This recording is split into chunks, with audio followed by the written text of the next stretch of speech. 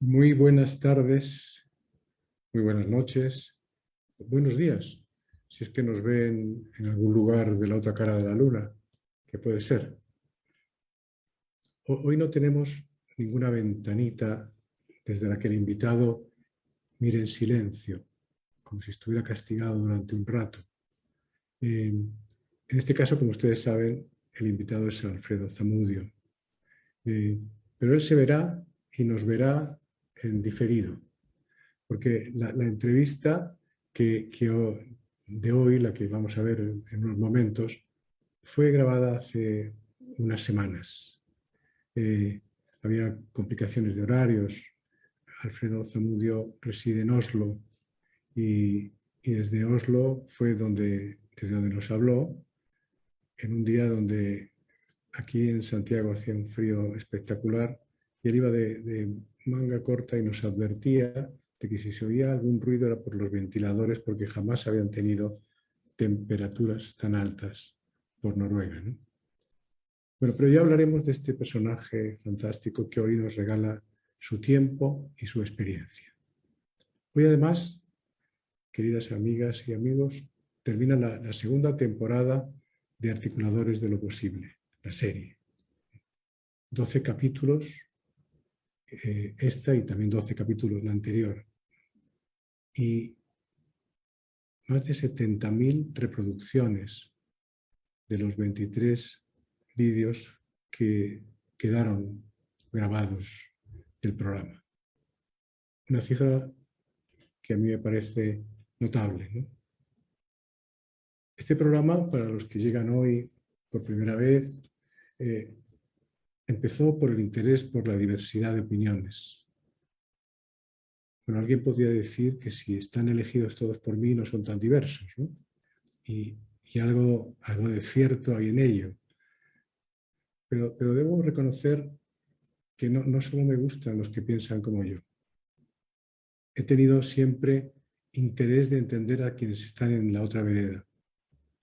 Tal vez porque desde mi más tierna infancia yo sentí que era yo el que estaba en otra vereda por la realidad socioeconómica en la que estaba inserto a pesar de la que era la que tenía mi familia. Eh, entonces era yo el distinto a quienes me rodeaban habitualmente. Y aprendí, por lo tanto, a vivir en minoría. Y admiré aquellas personas de la mayoría, de aquellas personas de otra clase social que, sin embargo, no hicieron nunca conmigo diferencias. Algunos sí lo hicieron, pero de todos aquellos aprendí mucho. Empecé este programa por una invitación de Fernando Sainz-Ford a partir de la presentación de mi libro Articuladores de lo Posible, que se hizo en esta misma plataforma, ¿no? Y lo hice también porque quise traer miradas diferentes, mujeres y hombres relacionados con el coaching, pero también con la política, con el poder, y que tuvieran una mirada abierta al asombro ante esta sociedad que se configura y que configura un futuro que siempre han sido desconocidos, pero que en este momento se nos aparece como notablemente más ignoto. Articular ha sido el verbo que ha estado siempre presente. Y, y con él también hemos estado hablando de cómo crear espacios donde lo posible esté abierto. Y con ello la confianza y con ello la esperanza. Yo opino que la confianza es el bien público más valioso de una sociedad, especialmente de una democracia. Construirla y sostenerla es una labor de la ciudadanía consciente. Sin embargo, estamos rodeados de conductas que asestan duros golpes permanentemente a esa confianza. ¿Cuándo pararemos?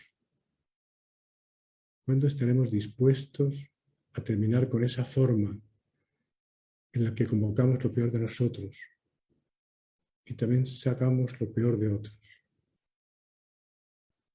La confianza. Hoy escuché la presentación del libro Trust, que les muestro acá. Esta es un libro escrito por David Johnston, que fue gobernador general de Canadá.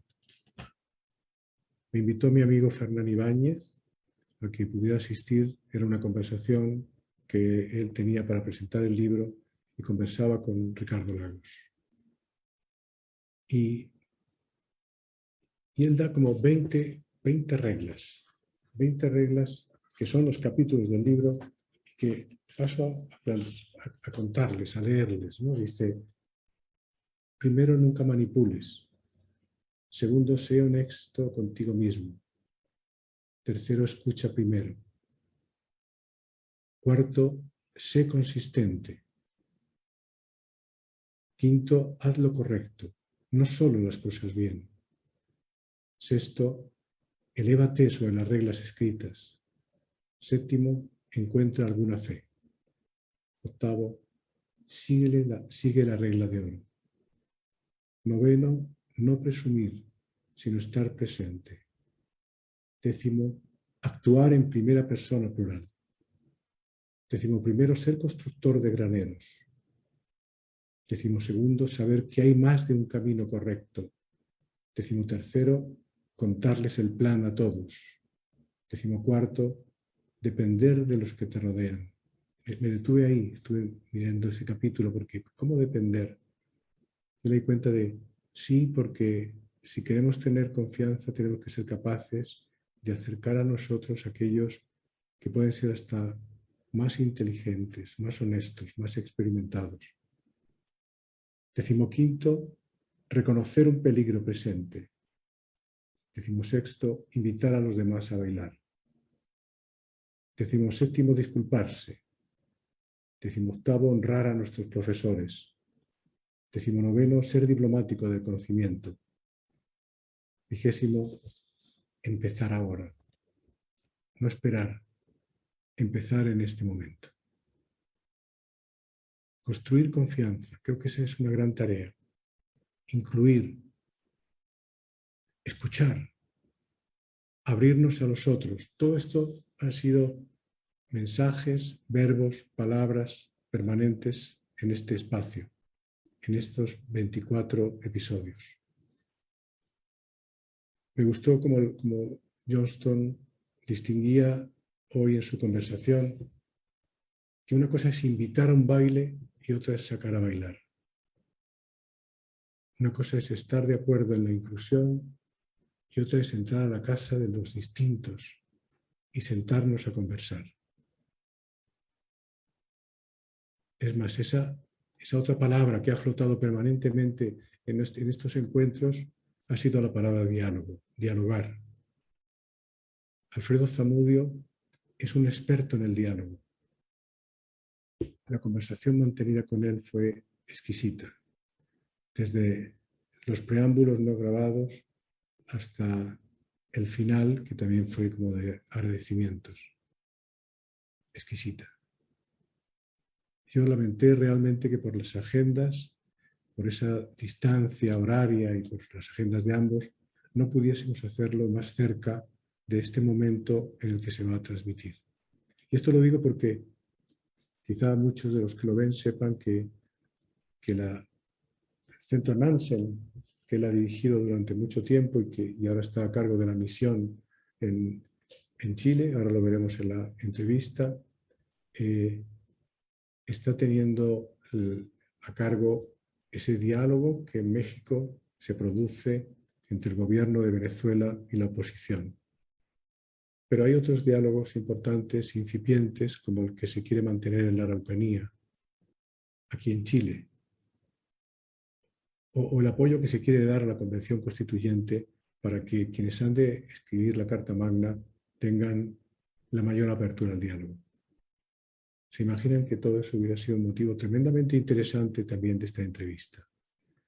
Pero pienso en este instante que para muchos de los que están escuchando serán un acicate para seguir a la figura de Alfredo Zamudio y ver qué es lo que está pasando en estas conversaciones difíciles, en estos diálogos que a veces parecen imposibles, pero que a lo largo de la historia en algún momento han sido posibles, en algún momento han producido un futuro distinto, han producido una realidad distinta.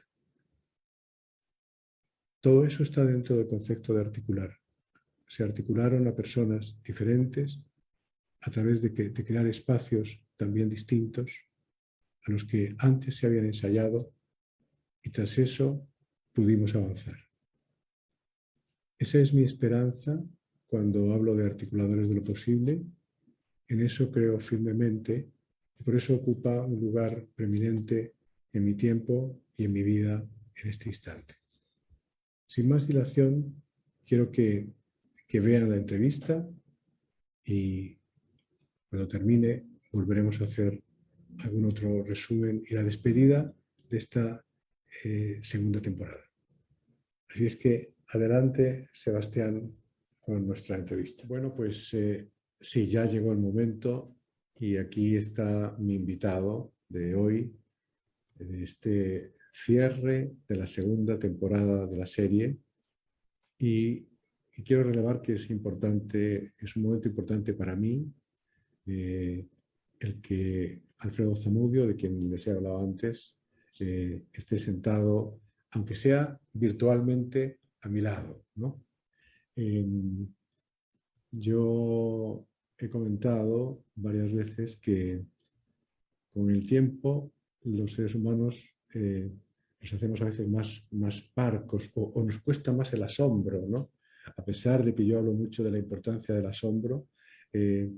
Y cuando tuve la ocasión de conocer a Alfredo Zamudio por primera vez, también virtualmente, en un encuentro al que fui invitado y que ahí estaban personas de la Fundación Desafío, a la que pertenezco, y del movimiento Tesporí, al que también pertenezco, pues le escuché media hora y cuando tiene un turno de palabra,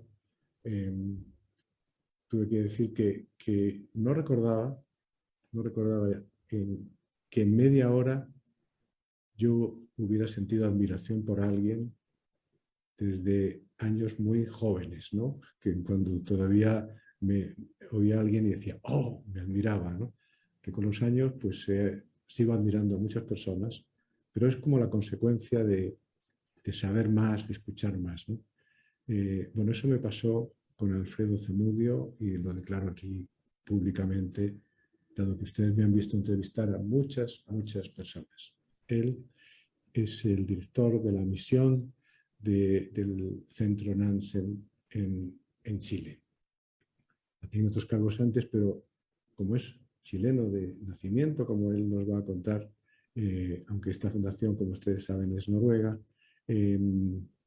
pues por los momentos de que vive este país está dedicado full time o casi full time a ello, ¿no?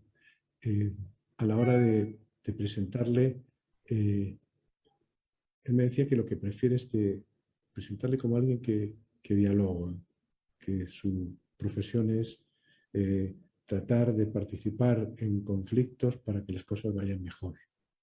Y eso quizá forma parte de lo que a mí me conmovió en el momento en que tuve la posibilidad de escucharle por primera vez, después de escuchado 4 o 5 veces más, ¿no? Bueno, muchas de las personas que ven este programa también conocen todos estos movimientos que están en este momento ocurriendo en el mundo polarizado en el que estamos para lograr el encuentro. Y seguramente en varios de los países en los que ustedes se encuentran han habido diálogos en los que puede ser que la figura de Alfredo Zamudio haya estado. Pero aquí lo primero, como también conocen, es convocar a la persona, más allá de sus roles, de sus funciones, etc. Y tenemos la pretensión de que aparezca la persona desnuda, sin sus títulos, aunque como ven, en el caso de Alfredo esto parece más fácil porque no se pone detrás de ellos ni se pone detrás de sus roles, ¿no? Pero, ¿quién es Alfredo sin etiquetas, sin títulos. ¿Quién es? ¿Cómo lo definirías tú? Hola Juan, primero que nada, muchísimas gracias por la invitación y por ponerme en este rincón de que tengo que responder, tratar de responder en pocos minutos algo que yo estaba tratando de descubrir desde el día que fue detenido mi padre el 12 de septiembre de 1973. Yo tenía 12 años, chiquito, grande de cuerpo, medía 1,60 ya. Yo mido en este momento, yo mido 2,5 m, así que no me camuflo muy bien en zonas de conflicto. La gente me ve, ¿sí? Tengo cero vida como agente secreto, para decirlo así. Pero en ese momento yo era un niño y lo veo que lo detienen y sentí ese tsunami de odio de lo que sucedió en el golpe. Y por cosas de la vida, mi papá y yo vivíamos solos. Yo quedé solo, pero perdí mi norte por un momento, perdí mi hogar, no tenía nada. Pero yo me acuerdo bien rápido, yo traté de encontrar formas de expresar que lo que me estaba pasando no era correcto, no era justo. Y desde ese entonces he tratado de encontrar palabras. ¿Qué es lo que veo? ¿Qué es lo que hay?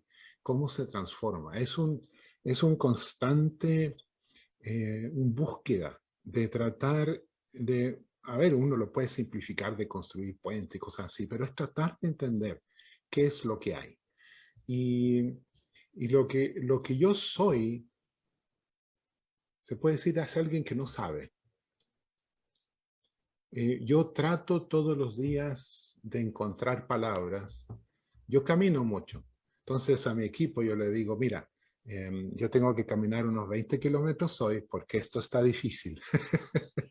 Entonces en ese proceso de caminar y de reflejar y de escuchar y de repetir, uno va encontrando formas de reescuchar lo que pasa, de rebobinar, se puede decir, lo que ha sucedido, tratar dónde tuvimos algo que tal vez podría ser, o tal vez que me dolió, pero que podemos ajustar. Es un constante ajuste. Entonces, para resumirlo, yo creo de que, mira, un buscador de palabras. Por eso estás cerca del diálogo, claro, porque el diálogo es a través de las palabras, ¿no? De su etimología. Qué bien. ¿Qué te conmueve? ¿Qué te hace vibrar a ti? Y Las puedes cositas hacer... chicas, cositas chicas. Eh, por ejemplo, cuando caminaba en la isla de Timor Oriental, es una isla chiquita, estábamos ahí trabajando después del conflicto, del último conflicto, gran conflicto en el 2006. Esto estaba en otra institución. Yo caminaba y ahí veíamos animalitos, insectos y cosas así, y tenías un conflicto enorme donde casi el 25% de la población estaba desplazado. Entonces era muy fácil conmoverse y paralizarse por el drama humano. Pero para recuperar mi sensibilidad, mi humanidad, yo hice un esfuerzo de ver cosas de la naturaleza. Se puede decir, para calibrar, para encontrar un punto cero, para recuperar la normalidad. Y eso ha sido algo que yo he hecho durante muchos años en todas las situaciones de conflicto. Es tratar de ver eso que está afuera del conflicto, pero en el conflicto, para tratar de ver qué más se trata, qué más hay, aparte de tener conflicto. Levantar un poco la mirada, se puede decir. ¿Qué hay más allá? Un poquito más. Eso me conmueve, me inspira. Fíjate que me has hecho emocionarme, ¿no? Voy a contar algo que no he contado nunca en público. En- Mi padre estuvo en la cárcel después de la Guerra Civil Española. También tengo, eso comparto contigo, estuvo en la cárcel cerca de 7 años.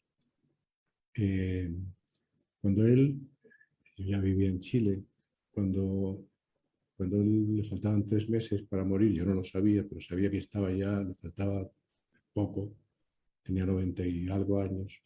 Fui a Madrid y me senté al lado de su cama, le dije que quería estar solo para hacerle preguntas que quería hacerle, que yo le pudiera contar a sus nietos. Luego me criticaron mucho porque fui hasta con un papel y yo tomaba nota, ¿no? Y le dije, ¿tienes algún recuerdo de la cárcel? ¿Tienes algún recuerdo que tú, no sé, me quieres contar algo que para ti sea como una imagen de ese momento que, que te supusiera alguna emoción especial? Y él estuvo en silencio un rato. Y de pronto dice, me viene una imagen, y es que yo una vez estaba ahí sentado, muy deprimido, y vi una pareja de ratas apareándose fuera de la reja. Y, y me dije que la vida continúa aunque yo estuviera ahí y que el amor podía existir en algún lugar. Yo me quedé, te puedes imaginar, Alfredo, sorprendidísimo, ¿no? ¿Cómo puede ser que esto sea lo que me venga a decir en este momento, ¿no? Y con el tiempo, cada vez que yo he recordado lo que tengo escrito de esa conversación, se ha llenado de significados, ¿no? Bueno, ¿qué llena tu vida hoy? ¿Qué es lo que está llenando la vida de este hombre de 2 metros y 4 o 5 centímetros? Gracias, Juan, por contarme esa historia. Antes de contestar tu pregunta, me quisiera contarte algo de mi padre en la cárcel, que también tiene que ver con la observación que de tu papá. Mi padre fue trasladado de cárcel en cárcel y al llegar a la cárcel de La Serena, mi padre era un hombre muy hábil con las manos, mecánico y cosas así. Entonces lo dejaban hacer reparaciones dentro de la cárcel. Y de esa forma él se movía un poco más libre y esa era la libertad máxima que él podía tener porque los encerraban a las 6 de la tarde a todos los presos, pero él podía estar un poquito más afuera. Entonces esa claustrofobia de tener 8 presos en un cuartito, él lo superaba un poquito. Y se hizo amigo de un perro que entraba a la cárcel a comer comida de la basura. Y tú sabes, los presos siempre tienen ese cariño por mascota y cosas así, porque les alegra la vida, así como tu papá. Y un día, mi papá me dice, cuando ya estábamos en Noruega, me dice, un día no lo encontré, no lo veía. Entonces me entró un miedo, me dijo, porque a veces los matan a los animales para comérselos. Entonces lo busqué por todos los patios y no lo encontraba y al final lo vi sentado en medio de un patio mirando al piso. Y el perro, y esto no lo he contado en público, pero me gusta contarlo a mi familia, y el perro sentado ahí en el patio, mirando de un lado a otro, mi papá pues me decía, yo pensé que el perro se había vuelto loco. Entonces me acerco, me digo, y estoy bien, y veo de que el perro está mirando hormigas. Y me he puesto a reír, me decía mi papá, y cuando me contó le caían las lágrimas de risa, porque mi papá encontró risa, una alegría de un perrito callejero que entra a la cárcel a comer, que se distrae mirando hormigas. Claro, así Y es. eso hizo de que mi papá funcionara un día más, y un día más, y así. Y de eso vislumbrar la humanidad, eso es muy importante en situaciones de conflicto. Porque eso es lo que tú, como facilitador de conversaciones, le muestras a la gente. Lo que yo escucho, lo que yo veo, lo que siento que me estás contando es. Y la gente le da espacio a esas emociones y sigue contando y van procesando y se mueven un día más, un momento más. Y yo soy un convencido de que esto de que tú me decías por qué vibras y qué llena tu vida. Eh, Trato de encontrar la forma y vibro por eso, porque después de haber visto una cierta cantidad de conflicto y de gente en conflicto, y de haber recogido gente herida, gente moribunda, haber participado en funerales, y haber escuchado testimonios de gente que ha sufrido la máxima expresión de violencia, pero quiere que esa violencia termine. Yo he visto la subida al conflicto, la llegada al conflicto, el fin del conflicto. Yo siento de que yo vibro por esa convicción de que la mayor parte de la gente no quiere conflicto. No lo quiere. Porque cuando lo tiene es algo que la gente a veces piensa de que tener conflicto, vivir en conflicto es casi así heroico, casi así como Disney, como una película. Pero estar en medio del conflicto, sentir las balas, vivir agachado, no es nada de romántico. Vivir con el miedo no es nada romántico. Entonces, a mí me motiva, me conmueve, me importa y tal vez me presiona a seguir, tratar de hacer eso, tratar de encontrar eso. ¿Cómo logras organizar conversaciones para que la gente vea que ellos sí pueden tener la respuesta a sus problemas? Si escuchan un poquito más, si lo hacen un poquito más. Eso yo creo, mi familia me dice de que yo trabajo constantemente con la cabeza, pero es una forma de vivir la vida, tratar de encontrar esto. Y supongo que sientes muchas veces plenitud, supongo. Yo le digo a mis amigos, a mí me gusta usar palabras chiquitas. Palabras chiquitas. Yo digo, ok, un jefe una vez me dijo, mira, el mejor informe es el próximo informe que vas a hacer. Entonces, uno termina una tarea, dice, ok, ¿qué he aprendido? ¿Qué puedo hacer? ¿Qué no fue? Ok, ¿qué puedo hacer la próxima vez? ¿Cómo puedes hacerlo la próxima vez? Siempre hay una próxima vez. No sé si lo que te voy a preguntar ya puede estar respondido con lo primero que has empezado a contar, ¿no? Pero yo pienso que en la vida a veces hay como momentos que a partir de los cuales son como las palancas que te llevan a hacer cosas después, ¿no? Es decir, que en este momento digo, lo que haces hoy, lo que tú estás haciendo en este momento como persona que está al cargo de una fundación y que en este momento una misión como la que tenéis en Chile, etcétera, esa labor que tú realizas, parte de entonces, de cuando saliste de Chile, o hubo algo después, alguna situación que hizo que tú te dedicaras a esto? ¿Hay alguna palanca por ahí que tú puedas encontrar? Sí, mira, después de haber llegado a Noruega, aprendí noruego, traté de recuperar mi infancia. Yo llegué aquí a los 15, estudié y luego llegué a Oslo después de haber estado en la secundaria en una región. Y en ese momento vino la apertura al monopolio de la información, que en ese momento, así como en Inglaterra durante muchos años, había solamente una agencia de información que era la BBC, ¿no es cierto? No había más canales de televisión ni radio. También en Noruega. Y se abrió ese monopolio y un grupo de inmigrantes decidieron solicitar como la primera licencia de radio comunitaria. Y me llamaron, me dijeron, Alfredo, ¿te gustaría trabajar con nosotros? Invitar a otros latinos para que vinieran. Y organizé un grupo de latinos para que fuéramos a conversar. Llegamos como 20 a la primera reunión. Y a la segunda llegué solo yo. Pero yo me quedé, porque el mundo latino en ese momento vería solamente al mundo latino. Quería ver solamente lo que estaba pasando en nuestro continente. Pero a mí me interesaba un poco más. Tratar de entender qué sucedía en Irán, qué sucedía en África, qué sucedía en otros lugares, en otros conflictos, en otras grandes cosas que estaban sucediendo. Y me quedé, y ahí empezó. Tratar de entender ese rol como no solamente como latino, sino como migrante, como refugiado, y tratar de comunicarse en Noruega sobre el racismo, sobre la discriminación, sin usar un lenguaje excluyente, ¿no? Pero tratar de construir puentes, y ahí yo tenía, ¿qué? 21 o 22 años, y ahí empezó.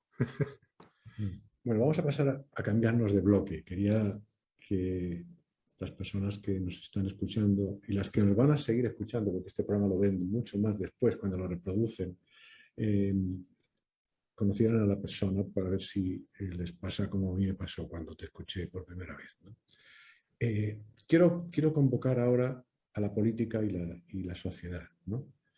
Eh, Precisamente hablábamos que Chile está en un momento muy especial en eso, pero quiero hablar quizá más ampliamente, ¿no? Yo te he escuchado varias veces, algunas grabaciones tuyas las he escuchado más de una vez, y te he oído repetir esto de que el diálogo es para valientes, ¿no? Entonces tengo una primera pregunta que es, valientes, si ¿significa eso que somos parte de una humanidad peligrosa? ¿Hay que ser valiente para ser parte de esta humanidad? Qué buena pregunta. Yo sé que esa frase, que el diálogo es para valientes, puede ser malinterpretada y requiere la segunda parte de la frase. El diálogo es para valientes porque te tienes que atrever a la posibilidad de que el otro sabe más o tiene otra versión de las cosas que los dividen. Ujú. Entonces, al escuchar al otro, su versión, tal vez no es tu versión, no es lo mismo que tú tienes, pero para eso hay que tener una valentía de escuchar algo diferente sobre lo que los divide. Eso no es fácil, porque cuando tienes mucho miedo o mucha rabia, escuchar al otro no es fácil. Y escuchar al otro y que el otro te diga que lo que los divide es distinto a lo que tú estás viendo, eso ya es muy complicado. Y para quedarse en esa conversación, no solamente levantarse de la mesa, dar el portazo e irse, pero para quedarse y decir, ok, ¿qué más puedo escuchar? ¿Qué puede suceder en esta conversación? Eso requiere de una valentía de escuchar una conversación incómoda. No es que la sociedad sea eh, peligrosa. Las personas hacen cosas peligrosas. Las personas pueden hacer cosas positivas, constructivas. La sociedad es lo que los componentes lo hacen. Eh, y por ejemplo, me tocó mucho trabajar en Colombia con esos 48 millones de personas. 48 millones, un poquito menos de personas fantásticas, echados para adelante, como se dice, pero algunas decenas de miles de personas que optan por una violencia última. Y esas personas, esos miles de personas, influyen la forma de cómo el resto vive la vida. Y si esa influencia ha durado décadas, se convierte en problemas estructurales muy profundos. Pero no es que las personas sean así. Están viviendo una herencia de costumbres, de cosas que no se han desenredado. Y por eso yo trato de hacer una gran diferencia entre esto de ser y hacer. Los seres humanos hacen. La naturaleza es. Y nosotros tenemos la capacidad de optar por hacer o no hacer. Y depende de nosotros, de qué hacemos con lo que tenemos por delante, qué hacemos con el miedo, con la rabia, qué hacemos con nuestro anhelo. Y entonces, por eso te vuelvo a la pregunta que decías hace un rato, ¿qué te conmueve? Yo he visto estas cosas, he escuchado estas cosas, he tenido esos encuentros. Sé que es posible tener esas conversaciones transformadoras con gente en el borde de la vida. Ahí donde uno piensa que está toda la autenticidad seguramente, ¿no? Como esos momentos donde amanece o anochece y tienen una vibración especial, ¿no? ¿Cómo ves? Quizá es una pregunta grande, ¿no? Pero ¿cómo ves así la sociedad global de la que formamos parte hoy? Desde ese observador que, que ve tantos conflictos, que mira este mundo, eh, que, que tiene toda esta energía que no siempre se desarrolla hacia la creación, ¿no? ¿Cómo ves esta sociedad global? Me preocupa bastante. Me preocupa porque hay algunas cosas que no podemos cambiar tan a corto plazo. Y una de ellas es la forma como interactuamos entre pueblos, entre naciones. Y el factor del cambio climático, que es un movimiento, un desarrollo que nos va a costar muchísimo esfuerzo frenar y retroceder.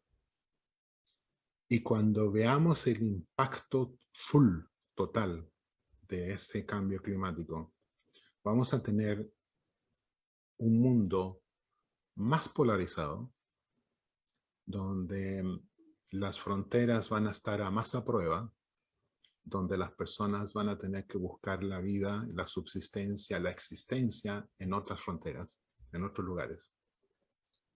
Y si llegamos allá sin haber logrado retroceder eso, frenarlo, cambiarlo, si solucionamos ese tipo de problemas con la forma como estamos solucionando los problemas de hoy, es un grave riesgo para la humanidad. Tenemos que ahora, en este momento, con los problemas de hoy, tenemos que crear las formas de colaboración, no solamente para transformar lo que hay, sino que para prevenir lo que viene y para mitigar lo inevitable. Entonces, eso es una de las formas, eso es lo que se puede decir, es una de las motivaciones a largo plazo para mí. Es tratar de encontrar formas, metodologías, apoyar el reforzamiento de la colaboración humana para transformar lo que hay ahora, pero también para mitigar lo inevitable y prevenir lo prevenible. Yo sé que me ha alegrado además de saber lo que estás en este momento a cargo de esta misión del Centro Nansen en Chile, ¿no? ¿Puedes hablarnos de tu visión de la situación chilena en este momento?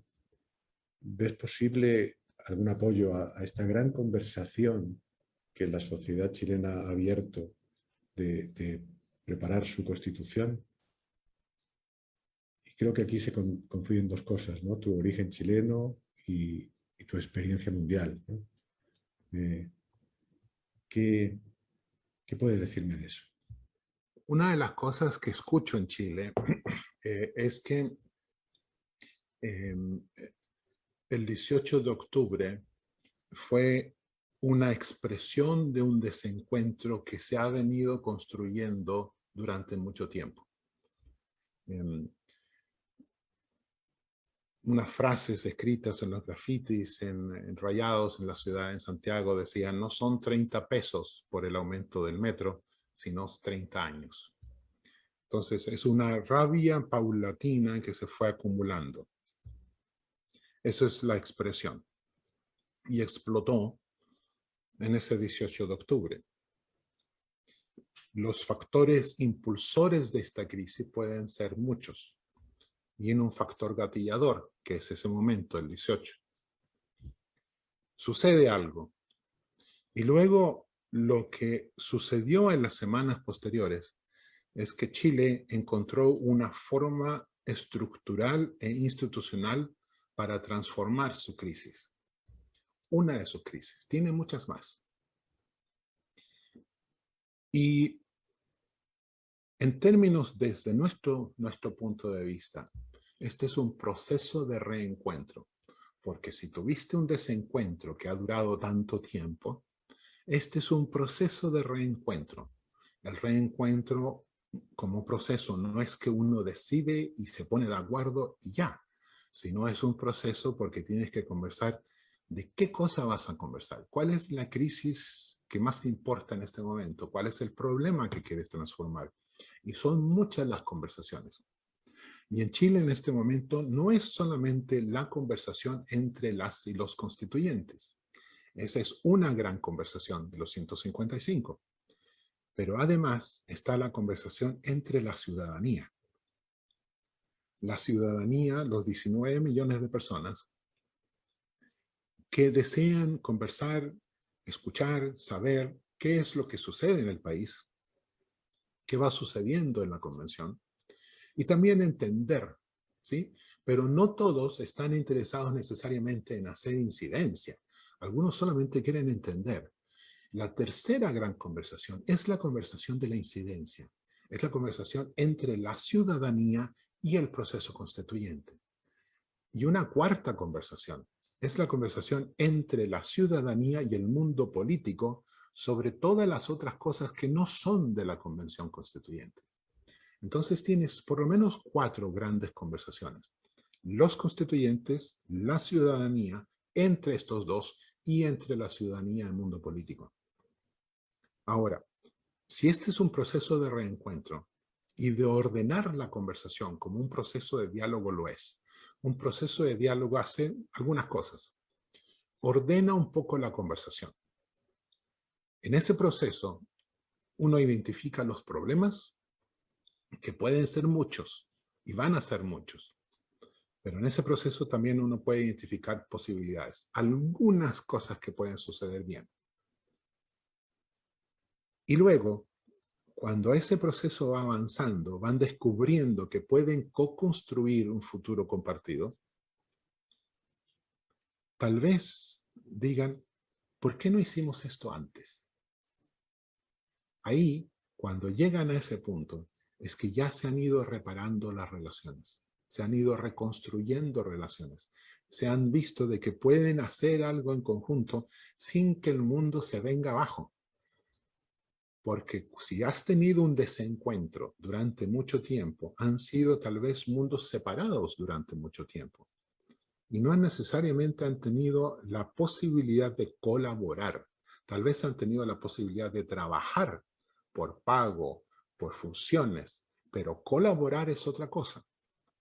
Colaborar es también co-construir.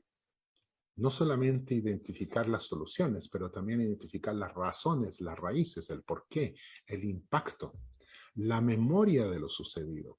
Todo eso puede suceder durante un proceso de reencuentro donde Chile llega y dice, ok, nos pasó todo esto, escuchamos lo que nos pasó, por qué nos pasó, cuál es el impacto de todo lo que nos ha pasado y ahora qué hacemos con todo esto. Y ahí, imagínate una rotonda con 3 salidas. No hacer nada, que puede ser posible, regresar a una situación difícil de conflicto o empezar un proceso de construcción de un Chile distinto, con todas las herramientas, con todo lo aprendido. En términos técnicos, para nosotros, para este mundo que trabaja con esto, decimos que la reconciliación empieza cuando asumes que no puedes reconstruir el pasado. Le has dado un espacio, le has dado un sonido, le has dado una imagen, ha sido escuchado el pasado, existe, lo ordenas, te sientes escuchado, te sientes respetado, pero no lo puedes reconstruir. Pero ya existe, está ordenado. Y ahora, ¿qué hacemos con todo esto? Cuando Chile llegue a ese momento, ¿qué hacemos con todo esto? ¿Cómo podemos co-construir un futuro compartido?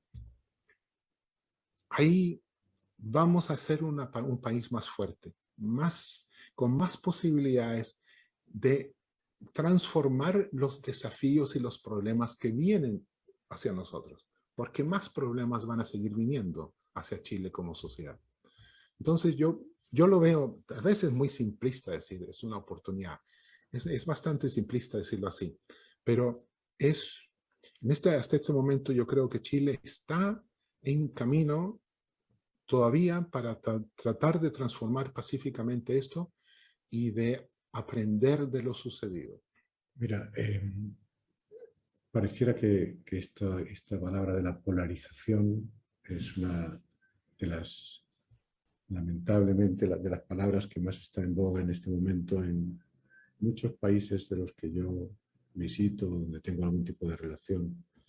Hay algunas causas que tú pudieras considerar que son generales, porque hay causas particulares en cada lugar, ¿no? Pero cuando lo ves tan extenso, cuando ves que es como como una especie de ola que va por países muy diversos, ya no del tercer mundo, no solo del primer mundo.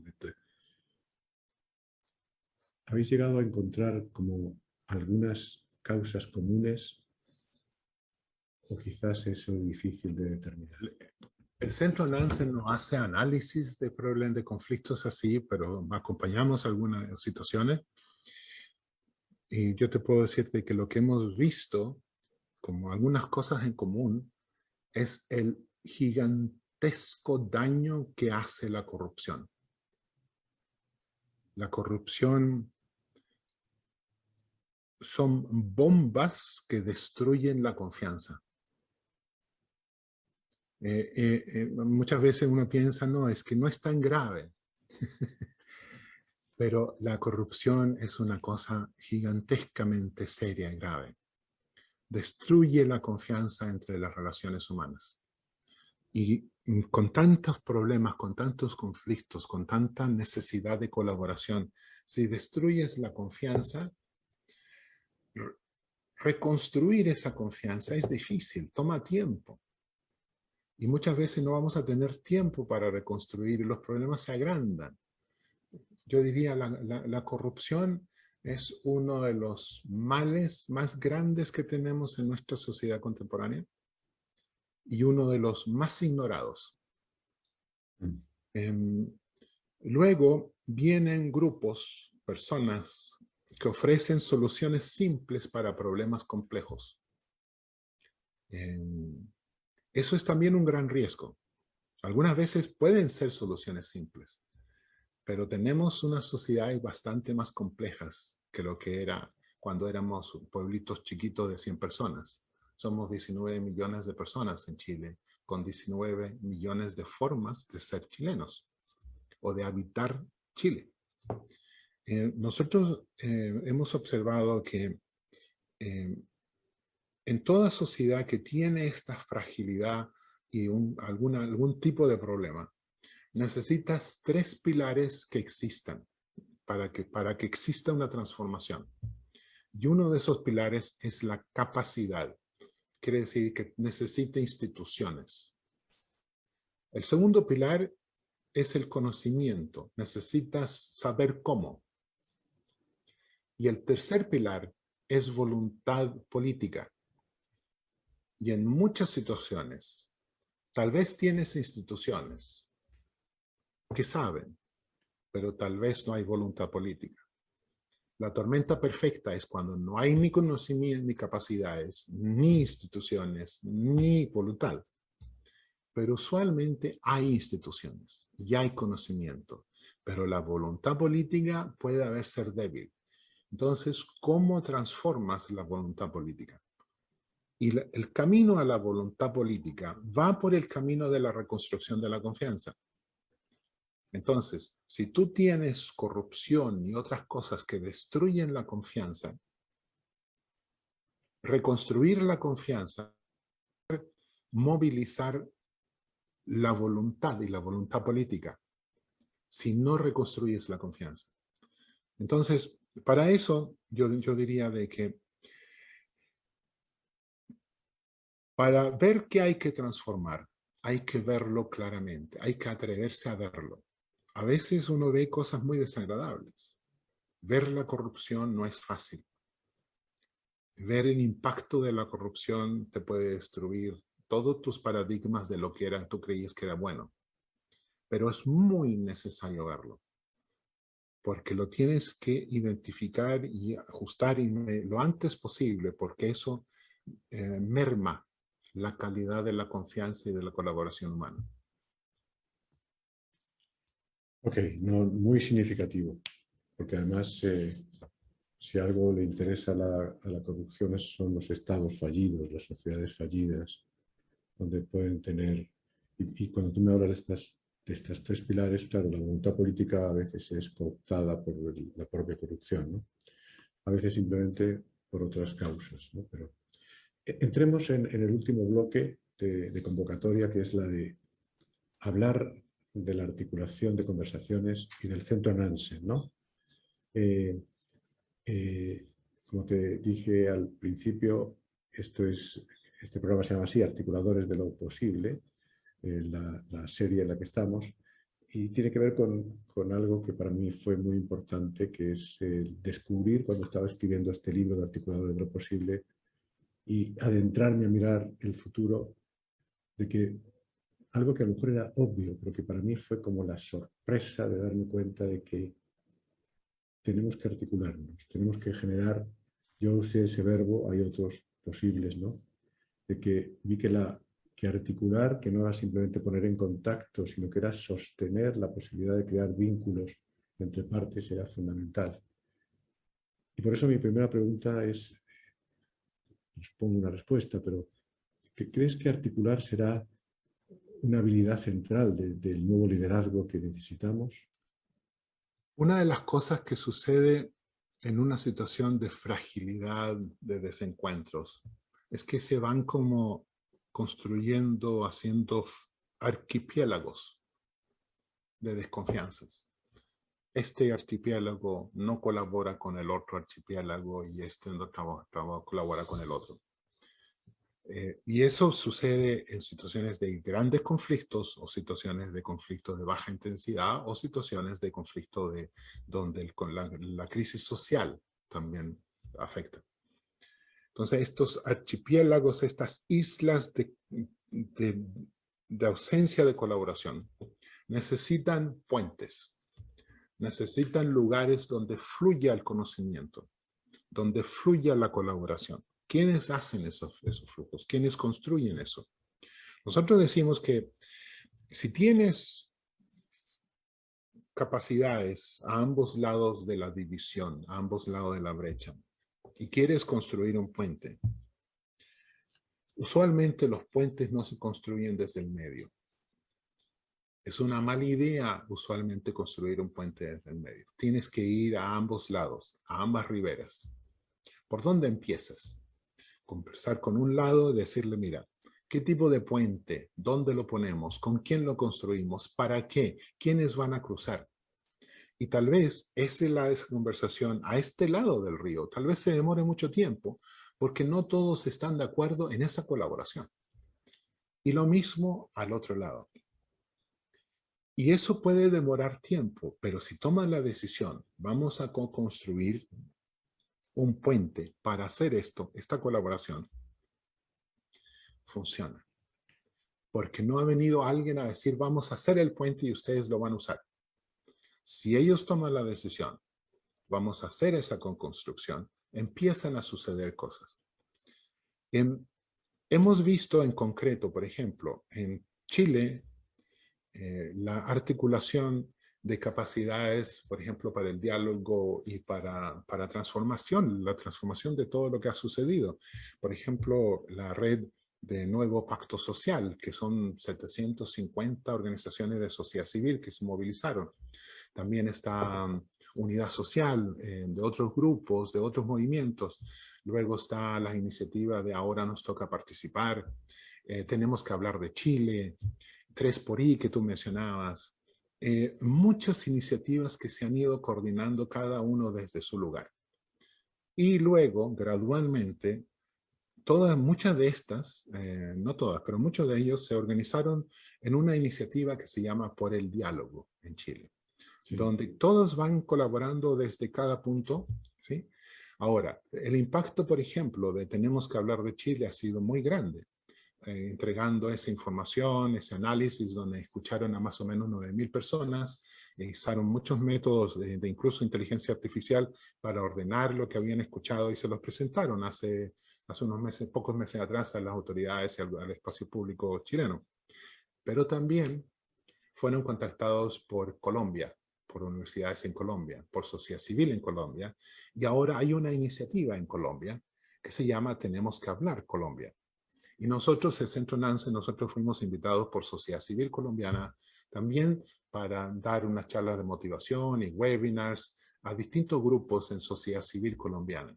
Entonces, lo aprendido en Chile sirve para Chile, pero también ha servido para otras capacidades muy potentes, muy poderosas, que también se podían articular en Colombia. y en otros lugares de América Latina y del mundo hispanohablante. Yo creo de que la colaboración humana es un diamante que no está pulido. La colaboración humana no la hemos visto en su total brillo, en su total dimensión. Hemos visto la colaboración humana mucho como transacción. Tú me das esto y yo te doy esto. Pero la plena colaboración humana es cuando no hay necesariamente una transacción económica o de provecho. Cuando hay una colaboración humana solamente por colaborar. Eso todavía está por una construcción plena para llegar allá. Yo creo que esa construcción plena, donde saquemos la transacción de la colaboración humana, yo creo que ahí podemos entrar a un espacio mucho más potente para transformar lo que tenemos por delante. Ese será como el espacio de la grandeza, de ponerse en contacto con algo que algunos, los místicos llamaban iluminación, pero que es el espacio de la grandeza, ¿no? Has hablado, claro, ahí es donde trabajas, pero has citado al Centro Nansen, ¿no? ¿Nos lo puedes presentar? Preséntanos aquí a los que te escuchan de qué es, cómo surge eso, qué es el Centro Nansen.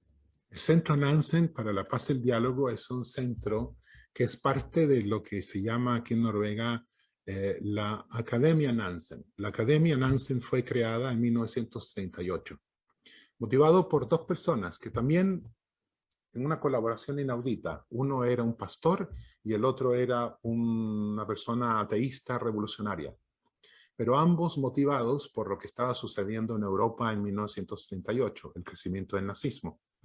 Y crearon esa escuela. Luego la escuela fue ocupada por los nazis durante la guerra y retomó el paso y se han convertido en una institución muy especial, muy importante para Noruega. Muchos periodistas, políticos noruegos han estado en la escuela. Y en 1994, durante la Guerra de los Balcanes, el rector de la escuela tomó la iniciativa de invitar a jóvenes de Sarajevo, de Bosnia, durante la guerra, durante el bombardeo en ex Yugoslavia, para que vinieran a Noruega.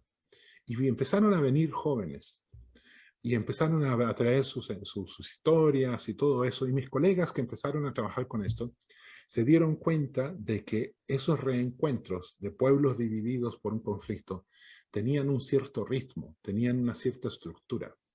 Y el centro lo que hizo fue crear una pedagogía del reencuentro.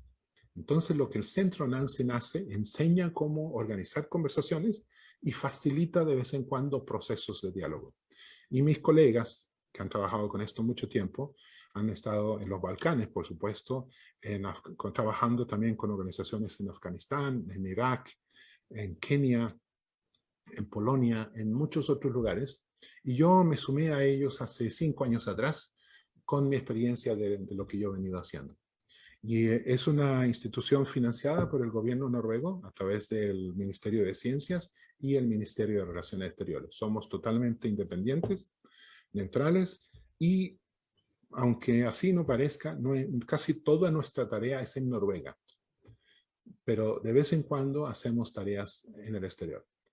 Y en el último año hemos estado haciendo bastantes cosas en Polonia, en Afganistán y en Chile, por supuesto. Fíjate que tú hablabas de estas dos personas que lo crean y que serían pares improbables, ¿no? En el lenguaje del Tres París serían pares improbables, pero que a mí me concita una atracción profunda, ¿no? Habrás leído el libro que recoge las cartas de Umberto Eco y Carlo María Martini, el cardenal, y de en qué creen los que no creen. Y esa es una maravilla de ver esa cantidad de epístolas que uno y otro se enviaron para mostrar que desde posiciones tan diferentes, alguien ateo, alguien que ve a Dios en todas las partes, al final tenían una ética bastante más parecida de lo que cualquiera pudiera pensar. Y eso es una belleza leerles, ¿no? Así que es interesante cómo eso se va reproduciendo en el mundo, ¿no? ¿Puedes contarnos, para terminar esta parte, algo sobre la metodología que usa Nansen para producir el encuentro? ¿Cómo, cómo se llega a lograr que ese puente se produzca, o al menos que esas partes dejen de estar en un profundo conflicto, aunque no se llegue a la solución final? Mira, la pedagogía, lo que nosotros hacemos es que nosotros entramos a un espacio a preguntarles. Tenemos dos preguntas de control, se puede decir. Si nos invitan a algún espacio, entramos de alguna forma a preguntarles, ¿cuál es el cambio que tú quieres ver? Y las personas saben qué cambio quieren, pero no necesariamente a qué cambio se atreven.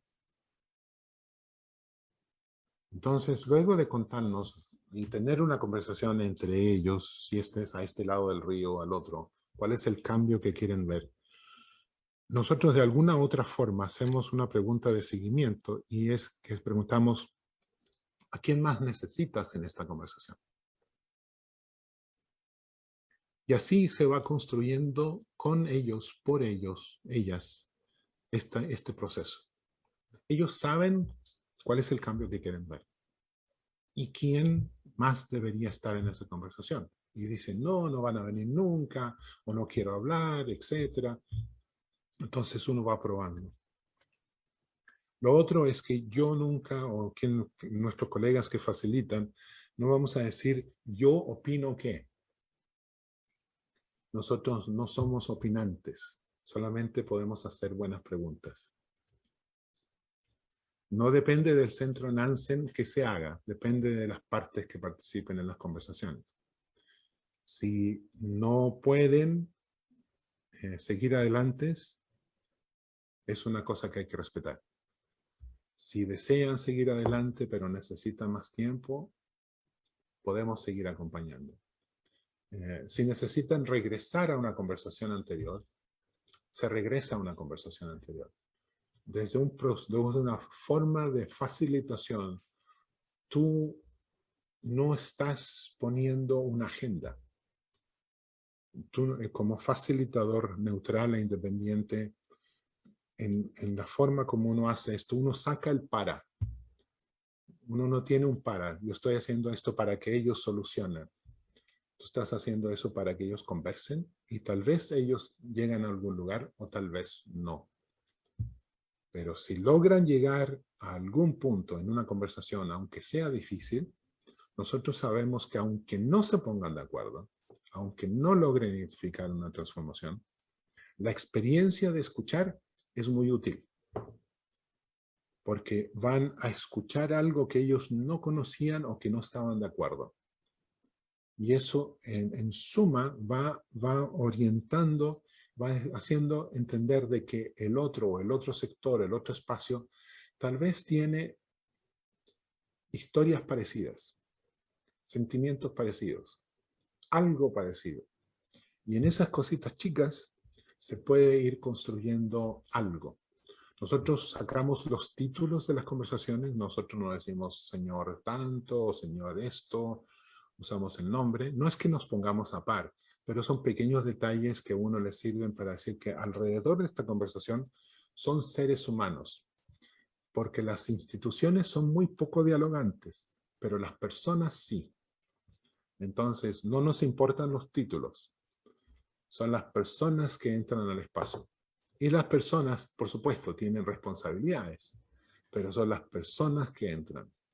Y cuando las personas hablan desde el yo, es mucho más potente, más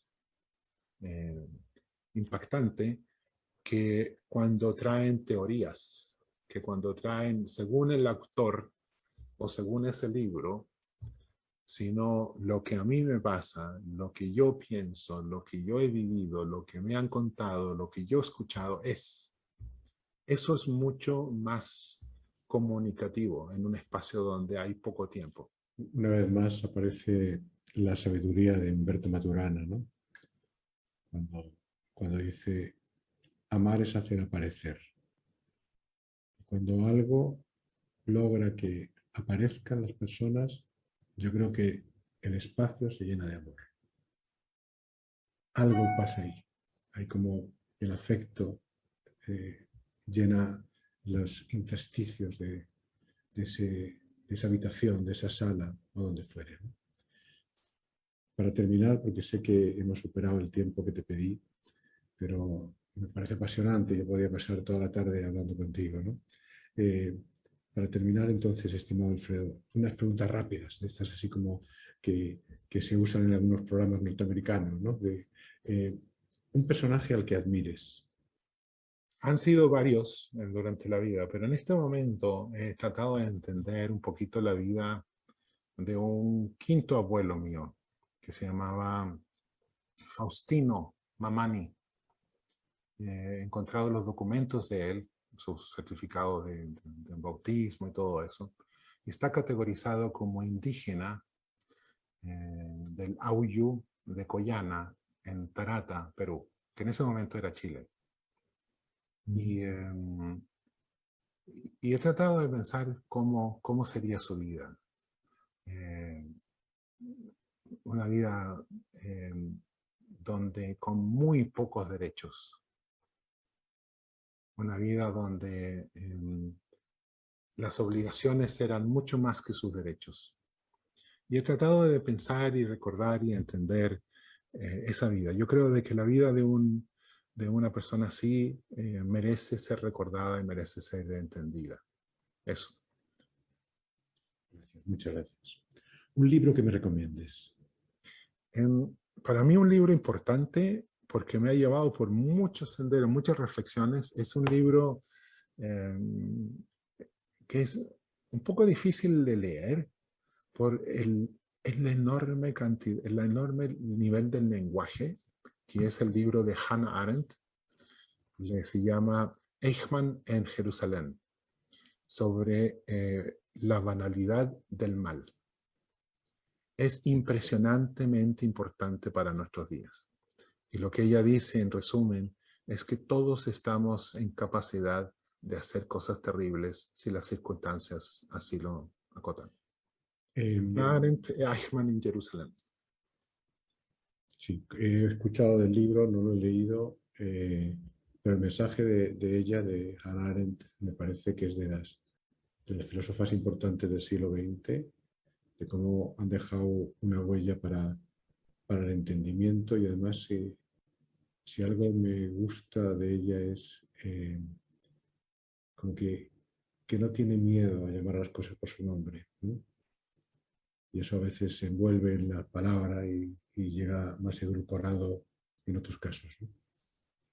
Y ¿Hay su alguien? libro, su libro ha sido muy controversial porque no convierte al nazismo como en el mal, sino Claro, que en la persona que cree en el nazismo que hace cosas terribles.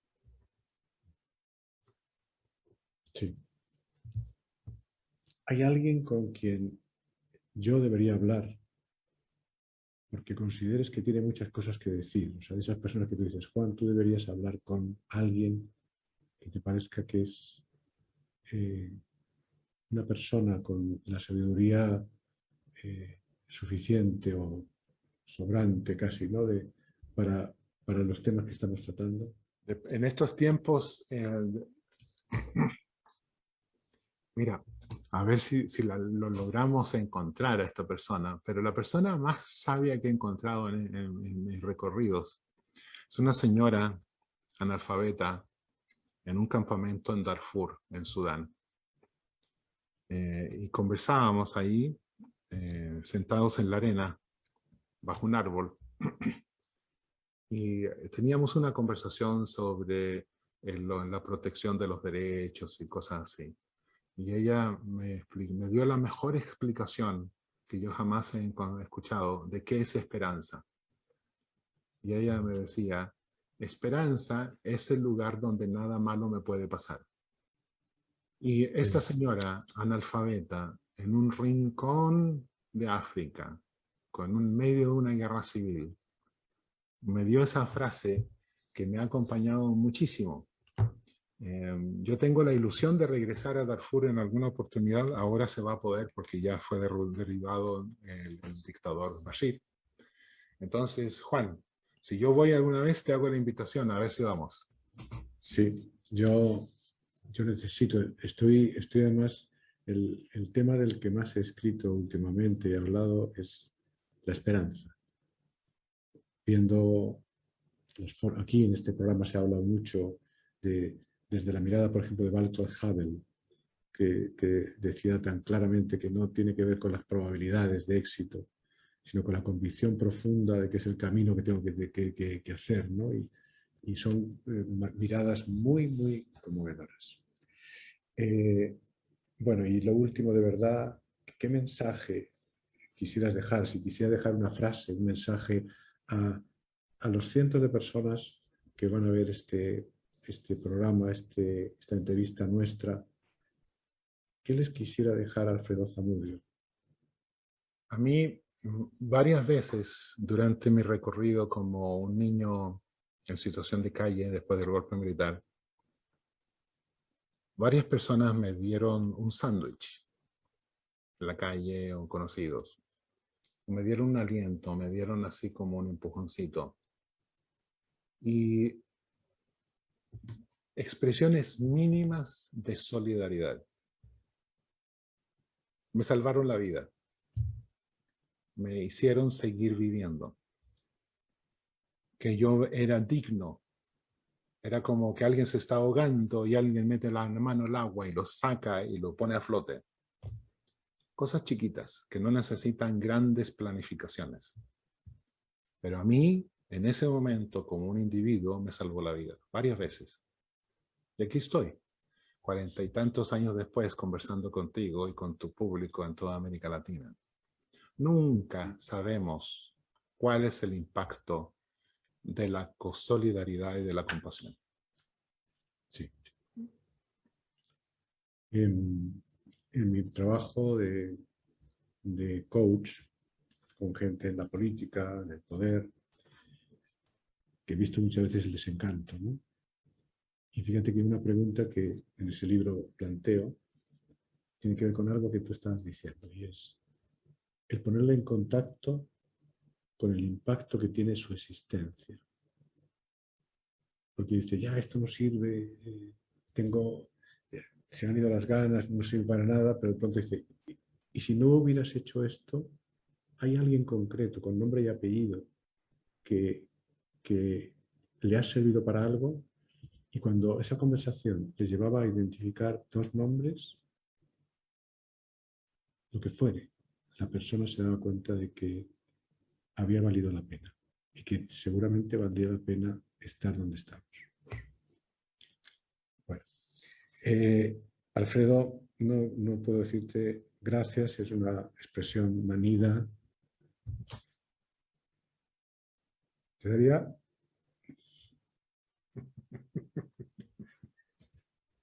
Muchísimas gracias a ti. un gran abrazo por haber aceptado y de verdad espero que si te hace falta algún apoyo en todo lo que estás haciendo en Chile, pues a pesar de las tantas cosas en las que me he metido, hay cosas que siempre tienen preferencia. Te Muchísimas mando gracias. un gran abrazo. Gracias, Irene. Gracias. Bueno, ya han visto ustedes a este hombre extraordinario.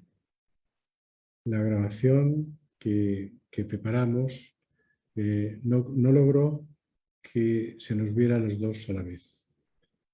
Y por tanto hay una escena en la que yo lanzo mi abrazo a Alfredo y Alfredo también se acerca a la pantalla con sus brazos abiertos, ¿no? Es decir, es un programa en el cual terminamos abrazados. Tras escucharle, yo les diría, quizá algo interesante para hacer en lo que queda de tarde o esta noche es llamar a alguien a quien un gesto nuestro podría salvar, no sé si la vida, pero sí de un mal día. Porque esa es una gran lección que nos deja Alfredo Zamudio. Pero por lo demás, ya no solamente por esta entrevista de hoy, sino por la pretensión de esta serie, yo les diría, busquen a alguien distinto, invítenle a un café. Cuanto más distinto, mejor. Pregúntense qué vamos a hacer con todo lo que nos separa. ¿Qué vamos a hacer con todo eso que vemos como irremediablemente ajeno en el otro? Quizá lo que tenemos por delante es un gran desafío en el mundo de reconstruir la confianza, como decíamos al principio, de reconstruir una sociedad en la que podamos ser amorosamente distintos, incluso lealmente contrarios, ¿no? Yo creo como él que efectivamente necesitamos recuperar la confianza en las instituciones. Tenemos que aprender a hacer esto. Tenemos que aprender a tener conversaciones de otro tipo. Y si todo eso lo unimos a la voluntad real de construir un mundo distinto, sin duda habrán avances. Y para eso tengamos esperanza. Yo quiero terminar, como siempre hacemos, con poesía. Voy a repetir algo que ya vimos en alguna otra ocasión, porque creo que es la palabra que en este momento cerraría bien todo este ciclo. Y es un poema del Premio Nobel de Literatura español, fue Premio Nobel en el año 1956, Juan Ramón Jiménez, un hombre que andaluz, pero que terminó sus días en el exilio en Puerto Rico. Y murió 2 años después de recibir el Premio Nobel en 1958. Y algunos lo conocen por una parte más sensible, por su platero, pero a veces tenía poesías tremendas, terribles.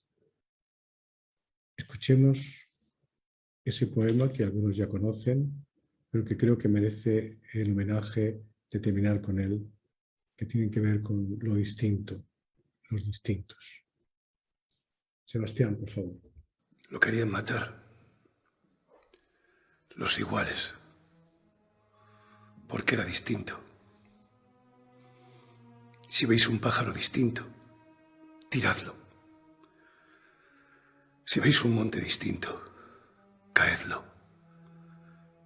Si veis un camino distinto, cortadlo. Si veis una rosa distinta, deshojadla. Si veis un río distinto, cegadlo. Si veis un hombre distinto, matadlo. ¿Y el sol y la luna dando en lo distinto? Altura, olor, largor, frescura, cantar, vivir distinto de lo distinto. Lo que seas que eres, distinto. Monte, camino, rosa, río, pájaro, hombre. Si te descubren los iguales, huye a mí. Ven a mi ser, mi frente, mi corazón distinto. Bien, con esto terminamos. Yo quiero decirles que estoy sumamente agradecido por todos aquellos que han estado siguiendo esta serie. Para mí ha sido una aventura interesante esta de ser aprendiz de entrevistador, de tener a personas tan atractivas delante, de conversar con todos, con estas 24 personas que han llenado el programa, me han hecho sentir, pensar, preparar. A todos ellos les doy las gracias.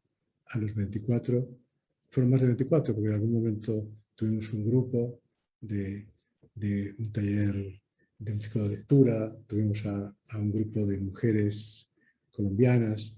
ecuatorianas, perdón, que estaban haciendo también una especie de alianza, habiendo sido opositoras en partidos distintos. Han sido más de 24, pero en 24 ocasiones. Gracias por su presencia y espero que tengamos nuevas oportunidades en el futuro. Que tengan una muy buena noche.